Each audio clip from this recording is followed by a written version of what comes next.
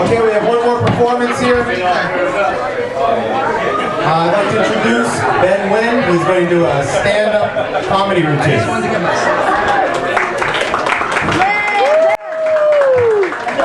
How's everybody doing so far? Good. Thank you guys for coming out to our little fundraiser here. We really appreciate you guys coming out. I hope you guys are enjoying your evening so far. I know I am. I'm just glad that I'll be able to brag that I was actually hanging out in a bar this evening. Best believe I'm gonna brag about this to my buddies tomorrow, because like all my buddies are like the nerds at my school, so they're never gonna believe this at all, you know? I'll probably just go to them, so I was hanging out in a bar last night. Dude! Like an actual bar. Yeah. Like a bar where they serve alcohol. Yeah. Like a bar where there's women? Yeah, man. Did you get any? No. But no, seriously, thank you guys for coming out and supporting the local senior class. I'm enjoying my senior year so far, and it's fun. Only problem I have right now is that everyone's asking me where I've applied to, and I hate that. No, I'm serious, I hate applications. I think they're very, very difficult. In fact, that's the reason I'm going to L-Tri-C. It was the easiest application I've ever done. I'm serious, I was reading through it, like last name, first name, date of birth, 4 plus 8 is 12, sky is blue, now color in the doggy, alright? Every other one I've done is absolutely terrible. They want awards and recommendations and money. I mean, some of them just creep me out. I applied to sales about 2 weeks back. What am I wearing? Tube top. In my house, I'll do what I want. I think the questions that seniors get are bad in general, though. I mean, like, everyone asks a senior where their life plans are, but this is just getting out of control. I mean, I was talking to somebody a little while ago. So, where have you applied to yet? What about your scholarships? Do you have financial aid? Hey, do you have a job? Who are you taking to prom? Is there a girl in your life? Why am I not a grandmother yet? Mom, we're at a funeral, please.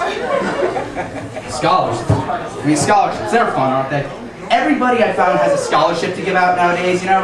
Like, I found out that WNBA will give you one, just for living in Pennsylvania. I'm serious, like, I even applied. I mean, I didn't get it. You have to have a 4.0, and you actually have to play basketball. And you have to be a woman. No, I swear, I believe that's called sexism. So who here is sick of the snow by now? By round of applause. I can't take this anymore. I'm shoveling whenever it falls off my roof and melts and freezes again. I don't even know what grass looks like anymore. I forgot. It's like Mother Nature is trying to compensate for the fact that we don't have volcanoes in the general area, you know? If we're not going to burn to death, we might as well freeze, you know? Nobody's functioning anymore. I mean, everyone's just like a hermit at home now. Like, I haven't even seen a deer since Thanksgiving. My guess is they all just like went down to Georgia. There's probably like a family of them sitting outside of Starbucks with the Salt Lake. Yes, we're enjoying our trip down south. Baby, pass the sweet corn. I don't know how you talk like that.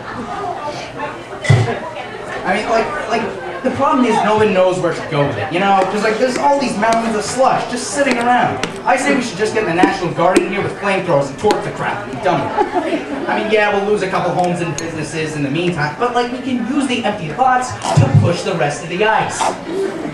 And now they're saying that we are running out of salt for the roads, so if we get more, like they're saying we will this weekend, PennDOT's gonna have to ration whatever they have left over.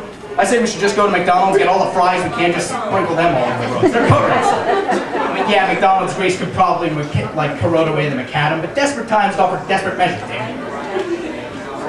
If this winter taught me anything, it's that the Winter Olympics are an absolute joke, you know? Like, do you guys watch the Olympics? They're completely unrealistic. Yeah, I'm serious. Like, next time, I want to see some actual winter games. Forget luge. I want to see which country can get 3 inches of sheet ice off of a fan capacity. Serious. Did you guys watch the Olympics this year? Yeah. They were a mess.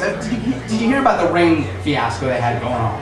If you didn't hear, here's what happened. Opening ceremony, the rings were supposed to come down like little snowflakes, then transform into the rings that we all know. Well, the last one didn't. It just stayed as a snowflake. It just glitched. The only thing they did right was spell the name of their city on all the posters they hung up everywhere. I mean, like, the city of Sochi is almost entirely bankrupt.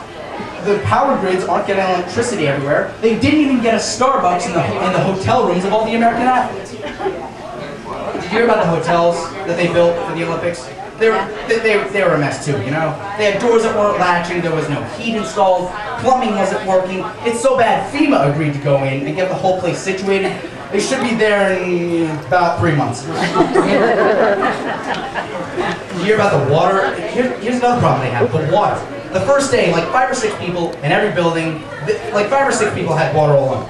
The next day when they finally got the plumbing working, they told everyone not to use it because, get this, it was too toxic. I mean, like, in fact, I'm serious. It was so bad the few athletes who drank it got disqualified. Apparently the skaters had too much of an advantage, like throwing a 3rd and 4th leg at the side of their body or something. It was so stupid, you know? And speaking of athletics, I joined a gym recently, and that was a mistake. No, I'm serious. Like, don't be fooled by the shirt and tie I have going on. I'm actually wearing a girdle underneath this. I've joined 5 gyms. I've joined 5 gyms in my entire life. You'd think that would get me at least 1 girlfriend by now. Now, the second or third to last one that I joined was owned by Paulton Hospital, and if you're wondering, I did make that mistake sober.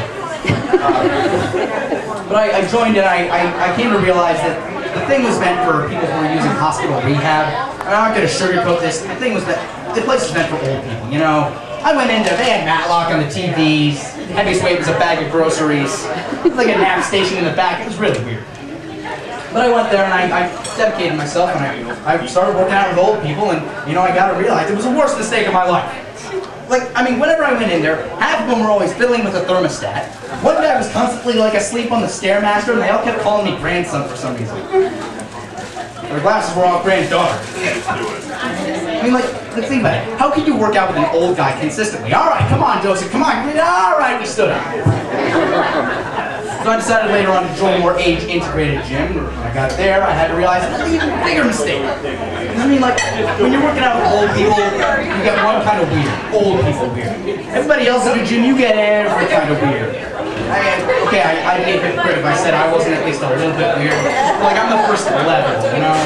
I'm the guy, like, wearing lime green sweatsuit, matching sweatbands, I'm lifting 20 pounds, blaring show tunes in my headphones, you know? I'm just sitting there, I am the very model of a modern Major General. How's everyone looking at me? That's like the first level, you know? Then you got the loud guys. You know, you've heard about the loud guys. He sounds like he's getting a vasectomy while he's bench pressing. And then there's the Jersey Shore guys, and I say guys because there's always 2 of them. Their main goal is to one-up everyone in the entire place, you know? And I was doing like, I don't know, 70 on some machine one time. He comes up, yo, step aside, little bro. Vinny D, the situation, Snooki, J, out here, just spray tan, we'll show you how it's done. By the way, have you guys seen the spray tans that are popular, like at the Jersey Shore now? People are so orange, they make an Oompa Loompa look as pale as me. The worst ones are the ones from out of state. I mean, I don't want to bash anyone from there, but Jersey again.